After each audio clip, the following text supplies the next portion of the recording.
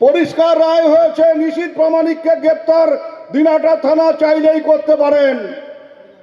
আমাদের সেই দাবি নিয়ে আমি জেলার নেতারা উপস্থিত আছেন, সবাইকে বলবো কালকে 11টার সময় জেলা সভাপতির নেতৃত্বে চলুন আমরা দিনহাটা থানায় গিয়ে ডেপুটেশন দিই, এই খুনিকে অবিলম্বে গ্রেপ্তার করতে হবে। কেন্দ্রীয় স্বরাষ্ট্র প্রতিমন্ত্রী নিশীথ প্রামাণিককে গ্রেপ্তারের দাবিতে শুক্রবার দিনহাটা থানা অভিযানের ডাক দিল তৃণমূল।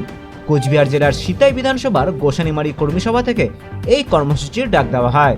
এদিন দিনহাটা 1 ব্লকের অন্তর্গত গোসানিমারিতে আয়োজিত তৃণমূলের কর্মী সভায় উত্তরবঙ্গ উন্নয়ন মন্ত্রী উদয়ন গুহ জানান, শুক্রবার নিশীথকে গ্রেপ্তারের দাবিতে দিনহাটা থানা অভিযান কর্মসূচি পালন করা হবে। এমনকি পুলিশ যাতে কোনোভাবেই নিশীথকে পালিয়ে যেতে দিতে না পারে তার জন্য প্রতিরোধ গড়ে তোলারও ডাক দেন মন্ত্রী। উল্লেখ্য, 2018 সালে একটি খুনের মামলায় নিশীথ প্রামাণিকের রক্ষা কবচের আর্জি খারিজ করে দিয়েছে হাইকোর্টের জলপাইগুড়ির সার্কিট বেঞ্চ। এরপরই কেন্দ্রীয় মন্ত্রীকে গ্রেপ্তারের দাবিতে সরব হয়েছে তৃণমূল।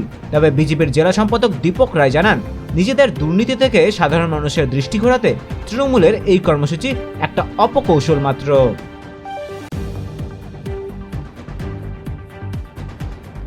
চিতাই থেকে পার্থসারথী রায়ের রিপোর্ট, উত্তরবঙ্গ সংবাদ।